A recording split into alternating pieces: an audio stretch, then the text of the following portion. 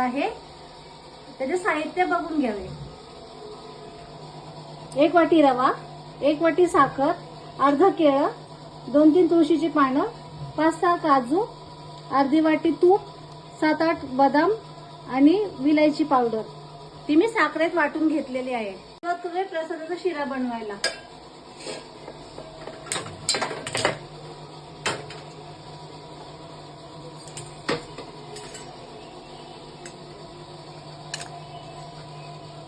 प्रथम टोप पहिला चांगला तापवू द्या.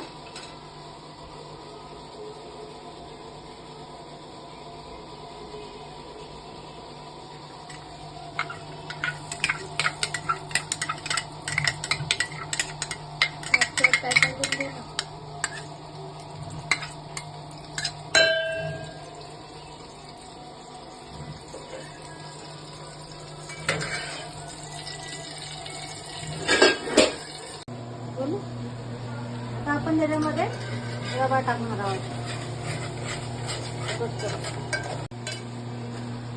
आपण तूप टाकलं, त्यानंतर रवा टाकला. रवा चांगला 6 मिनिटं व 15 मिनिटं जरा गुलाबी कलरचा होईपर्यंत त्याला चांगलं भाजून घ्या. चांगलं भाजून झालेलं आहे. हे बघा, असं गुलाबी कलरचा होईपर्यंत भाजायचं त्याला. नंतर त्याच्यामध्ये हे काजू, हे बदाम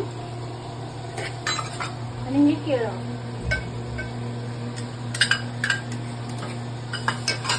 हे साहित्य टाकून चांगलं परतून घ्या त्याला.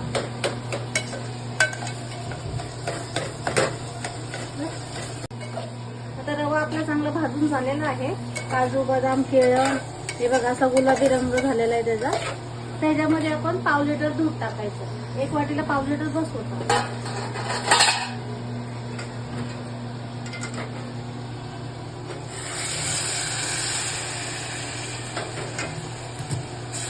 हे चांगलं असं हलवून घ्या. आपण दूध टाकलंय.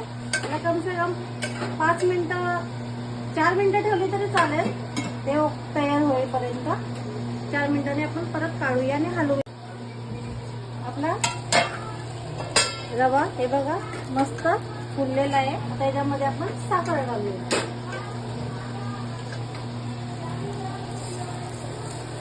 तुम्हाला जेवढं गोड हवं आहे तसं टाका. कमी गोड असेल तर कमी टाका 1 वाटीपेक्षा. आणि जास्त गोड असेल तर पूर्ण वाटी टाकली तरी चालेल. आणि नंतर ही विलायची पावडर ह्याला पूर्ण व्यवस्थित हलवून घ्या. पूर्ण हलवून घ्या. असं पूर्ण खाली पासून असं वरपर्यंत खाली वरती करा त्याला. हा प्रसादाचा रवा बनवते मी. आपण सो हाय गाईज, हा आमचा बुरू आहे. हाय बुरू. सो हाय गाईज, हा आमचा बुरू, हा आमचा चिट्टू.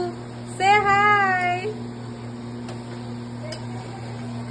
प्रसादाचा शिरा बनवून तयार झालेला आहे. हा बाबा आता दाखवू नको जास्त.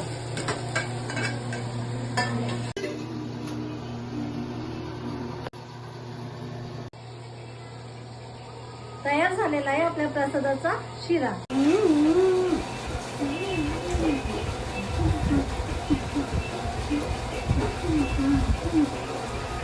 हे